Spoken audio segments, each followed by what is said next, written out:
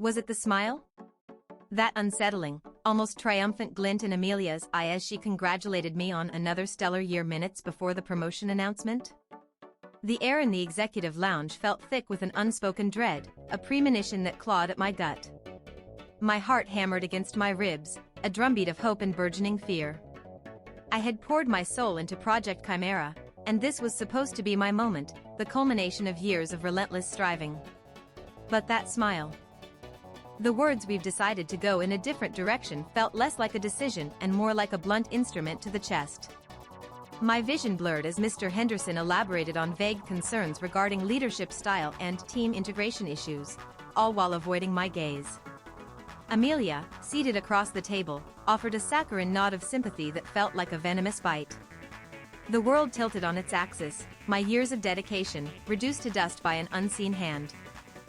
The subsequent weeks were a blur of bewildered grief and quiet rage. I replayed every meeting, every casual conversation, searching for a sign.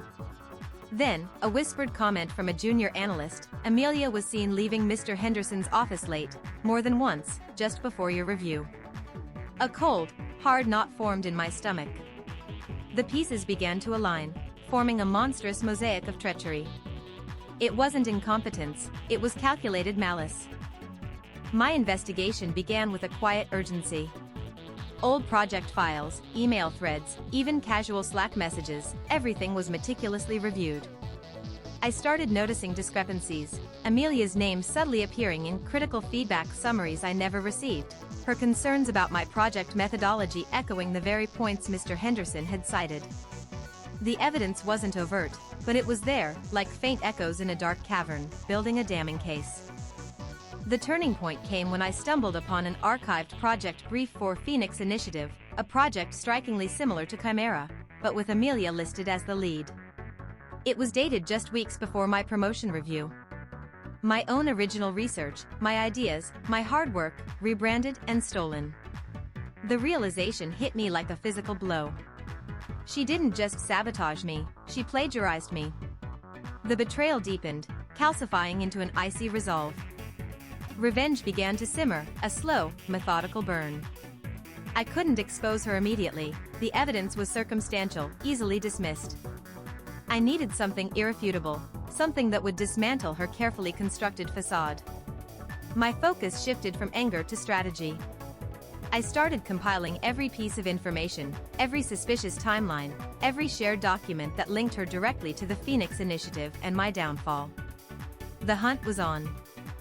I strategically offered help to Amelia on the Phoenix Initiative, feigning enthusiasm.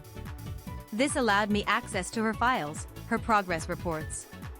What I found was a web of half-truths and exaggerated contributions. She was struggling, patching together my original work with her mediocre additions. The innovative solutions she presented were hollow, built on a foundation of stolen genius. My heart pulsed with a fierce, quiet satisfaction. The day of the Phoenix Initiative's quarterly review arrived. Amelia, resplendent in a tailored suit, oozed confidence, unaware of the trap I'd laid. I sat in the audience, a silent predator. During the Q&A, I subtly introduced a technical question, a nuanced detail from my original Chimera research that Amelia, having merely copied, couldn't possibly answer authentically. Her hesitation was palpable, a crack in her polished veneer. The following day, I presented my compiled evidence to Mr. Henderson, not as an accusation, but as a curious discrepancy. I laid out the parallel timelines, the striking similarities between Chimera and Phoenix, the specific technical errors Amelia had made in her presentation. I didn't need to say she stole my work. The evidence spoke for itself, a damning indictment. Mr. Henderson's face paled, the reality dawning on him. Amelia was gone within the week, her departure swift and unceremonious. The promotion, after a thorough re-evaluation, was quietly offered to me.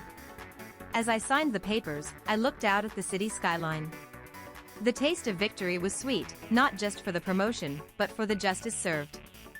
But more than that, it was the quiet satisfaction of knowing that while betrayal may hide in smiles, truth, meticulously uncovered, always finds its way to the light.